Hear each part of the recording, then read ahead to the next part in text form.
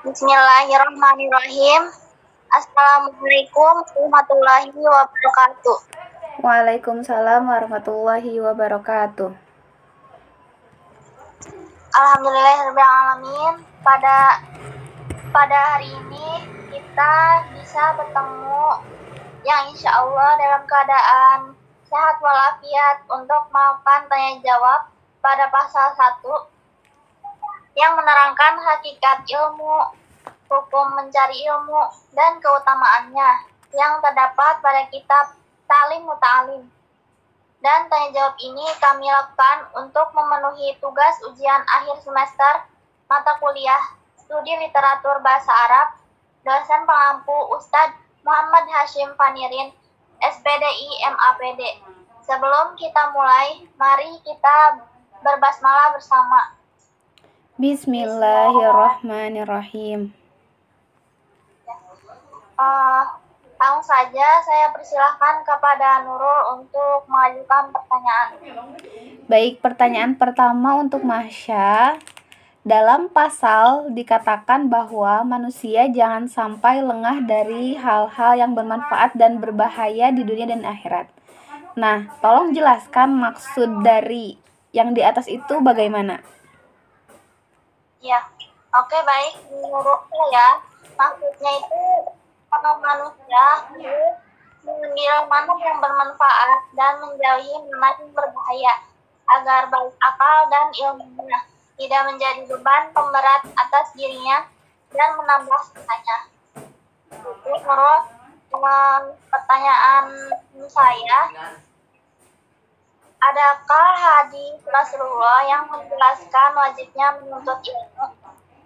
Ya, jadi Rasulullah Shallallahu Alaihi Wasallam bersabda, "Thalabul ilmi fardhatun ala kulli muslimin wa muslimatin."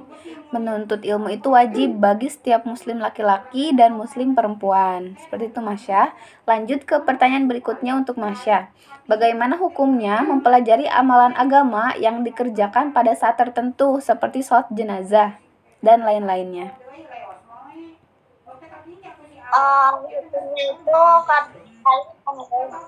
jadi jika suatu daerah sudah ada orang pelajari ilmu tertentu, maka yang lain bebas dari kewajiban. Ini bila di suatu daerah tidak ada kampus yang belajarnya, maka daerah itu bebas.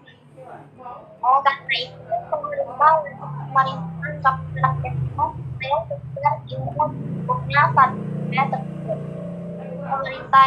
Pemerintah juga berhak memaksa mereka untuk melaksanakannya. Itu Nurul. Pertanyaan Nurul, mengapa setiap orang diwariskan atau diwajibkan untuk berilmu? Iya, jadi ada dalam Quran surat Az-Zumar ayat 9 yang potongan ayat itu berbunyi, "Qul hal yastawil ladzina ya'lamuna wal ladzina la ya'lamun.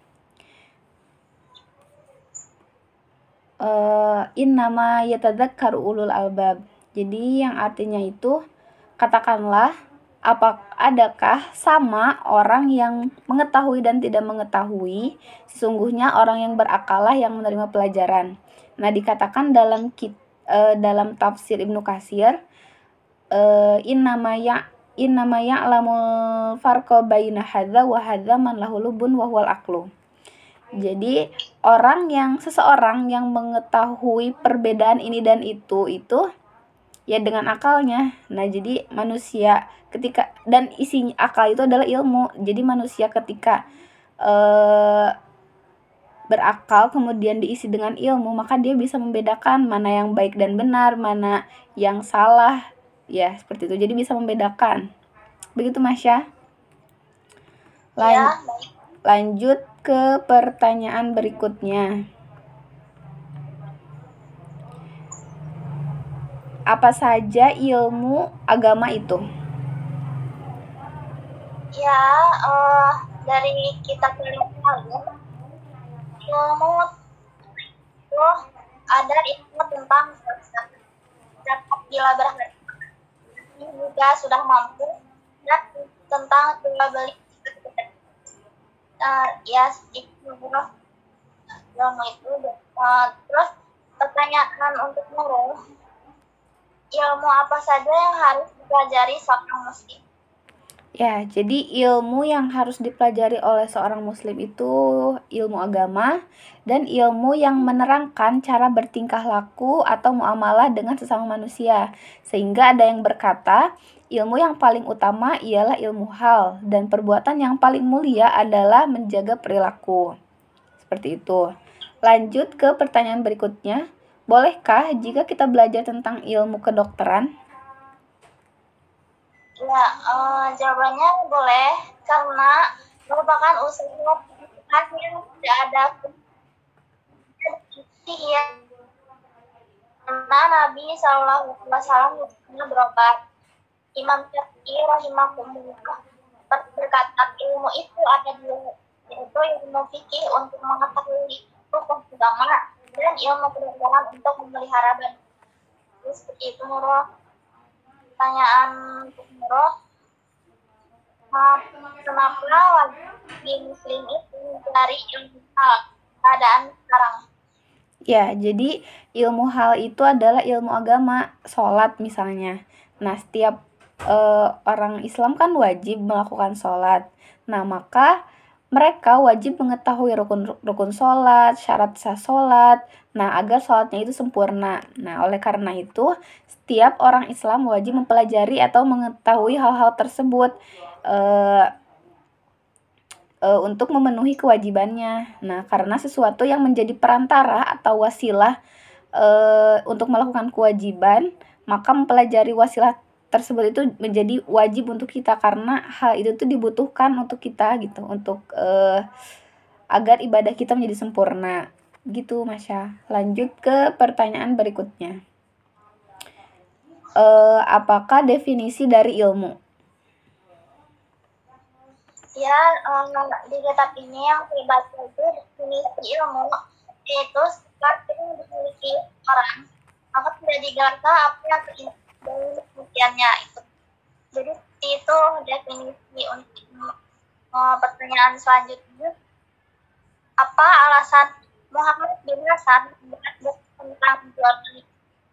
Ya, jadi alasan Muhammad bin Hasan membuat buku tentang jual beli itu, jadi kan setiap orang yang berkecimpung di dunia perdagangan itu wajib mengetahui cara berdagang dalam Islam. Nah, kenapa? Supaya dapat menjaga dirinya dari hal-hal yang haram atau hal-hal yang syubhat. Hal yang syubhat itu hal yang tidak jelas halal haramnya dalam berdagang. Jadi setiap muslim itu harus mengetahui hal-hal itu. Nah, begitu. Lanjut ke pertanyaan berikutnya. Haruskah seseorang yang berkecimpung di dunia perdagangan mengetahui cara berdagang dalam Islam? Berikan alasannya. Oke, ya jawabannya harus ya, karena wajib mengetahui cara berdagang dalam konten juga sudah dijelaskan juga oleh Nurul. Pertanyaan selanjutnya, apakah boleh kita mempelajari ilmu nujum? Berikan penjelasannya. Iya, jawabannya mempelajari ilmu nujum itu hukumnya haram ya, karena diibaratkan penyakit yang sangat membahayakan untuk diri kita sendiri, dan mempelajari ilmu nujum itu hanya sia-sia ya, nggak ada manfaatnya karena ia tidak bisa menyelamatkan seseorang dari takdir Allah SWT. Nah, oleh karena itu setiap dari kita wajib mengisi waktunya dengan berzikir, dengan mengingat Allah, berdoa, merendahkan diri kepada Allah, membaca Al-Quran dan bersedekah. Kenapa? Supaya terhindar dari mara bahaya itu. Nah, tapi di sini diperbolehkan mempelajari ilmu nujum ini atau ilmu falak untuk beberapa hal aja. Di antaranya untuk mengetahui arah kiblat dan waktu-waktu sholat. Nah, jadi untuk hal-hal itu tadi diperbolehkan, tapi untuk selain hal itu hukumnya haram. Begitu. Lanjut pertanyaan untuk Masya. Mengapa dikatakan bahwa mengetahui atau mempelajari amalan ibadah yang hukumnya fardu ain itu ibarat makanan yang dibutuhkan setiap orang? Ya, karena mempelajari amalan ibadah yang hukumnya wajib bagi setiap orang. Jadi, maka amalan ibadah yang hukumnya fardu ain itu ibarat makanan yang dibutuhkan setiap orang. Pertanyaan selanjutnya, apa itu ilmu fikih?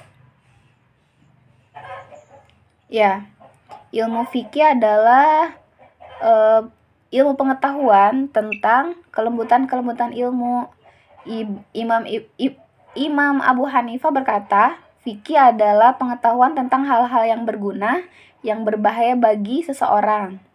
Dan beliau berkata, ilmu itu hanya untuk diamalkan, sedangkan mengamalkan di sini berarti meninggalkan orientasi demi akhirat. Maka manusia jangan sampai lengah dari hal-hal yang bermanfaat dan berbahaya di dunia dan di akhirat. Dengan demikian, dia akan mengambil mana yang bermanfaat dan menjauhi mana yang berbahaya, supaya ilmunya tidak menjadi beban atau pemberat atas dirinya dan menambah siksanya. Seperti itu, Masya. Lanjut pertanyaan untuk Masya. Mengapa Syekh Az-Zarnuji menganggap bahwa ilmu fikih merupakan ilmu yang penting dan mengutamakannya? Iya, jadi menurut saya itu karena ilmu fikih itu merupakan tata cara dalam menjalankan hidup di dunia ini. Tanpa mengetahui ilmu tersebut, hidup kita akan kacau dan tidak sesuai dengan tatanan yang ada. Pertanyaan selanjutnya, mengapa setiap orang juga harus mengetahui ilmu-ilmu yang berkaitan dengan batin atau hati? Ya, jadi setiap orang juga harus mengetahui ilmu yang berkaitan dengan batin atau hati. Misalnya seperti tawakal, taubat, takut kepada Allah, dan bagaimana kita mendapat ridho Allah gitu. Nah, itu tuh semua itu terjadi dalam segala keadaan gitu kan. Tadi kita diwajibkan untuk mempelajari hal-hal yang sesuai keadaan atau hal. Nah, ini tuh ya, jadi ini tuh salah satu ilmu tentang hal itu. Jadi kita wajib karena itu tuh selalu terjadi sama diri kita gitu. Jadi biar kita tahu gimana cara bertaubat, gimana cara mengelola emosi gitu. Jadi seperti itu, Masya. Lanjut ke pertanyaan berikutnya. Mengapa ilmu itu khusus dimiliki umat manusia?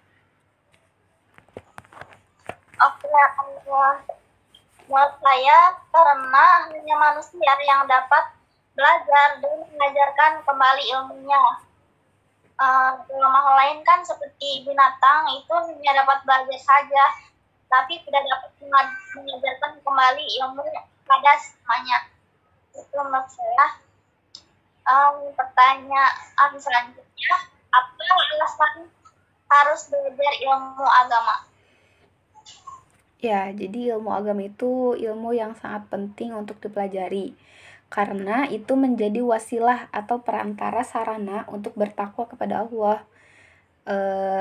Dengan ilmu agama kita bisa beriman kepada Allah, terus tahu alasannya kenapa kita harus beriman. Nah, itu dengan ilmu agama. Nah, dengan takwa inilah manusia menerima kedudukan terhormat di sisi Allah, atau Allah angkat derajatnya. Nah, dan dengan ini manusia mempunyai keuntungan yang abadi gitu. Lanjut ke pertanyaan berikutnya. Pertanyaan terakhir ya, Masya. Mengapa malaikat diperintah oleh Allah agar sujud kepada Nabi Adam alaihissalam?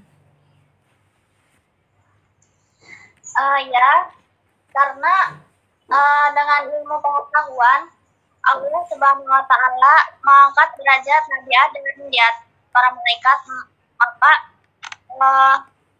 Allah memerintahkan malaikat untuk bersujud kepada Nabi Adam. Pertanyaan terakhir untuk Nurul itu, apa alasan Syekh Asy-Syahid menyusun kitab yang bahas tentang Ya, jadi setiap orang muslim itu wajib mengetahui atau mempelajari akhlak yang terpuji, akhlak tercela, seperti watak, murah hati, kikir, penakut, pemberani, merendah diri, congkak. Nah, menjaga diri dari keburukan, israf atau kelebihan, bakhil, terlalu hemat dan sebagainya. Nah, sifat sombong, kikir, penakut, israf itu hukumnya haram. Nah, dan dengan mempelajari ilmu akhlak tadi, jadi kita tahu mana perilaku yang baik, mana perilaku yang buruk. Nah, dan tidak mungkin bisa terhindar dari sifat-sifat yang tadi itu, yang jelek itu, tanpa mengetahui kriteria sifat-sifat tersebut serta mengetahui cara menghilangkannya. Oleh karena itu, seorang muslim wajib mengetahui ilmu tentang akhlak. Seperti itu, Masya. Oke, baik. Terima kasih, Nurul. Ya, alhamdulillah kami telah melaksanakan tugas ujian akhir semester mata kuliah studi literatur bahasa Arab. Mari kita akhiri tanya jawab ini dengan berhamdulillah. Alhamdulillahirabbil alamin.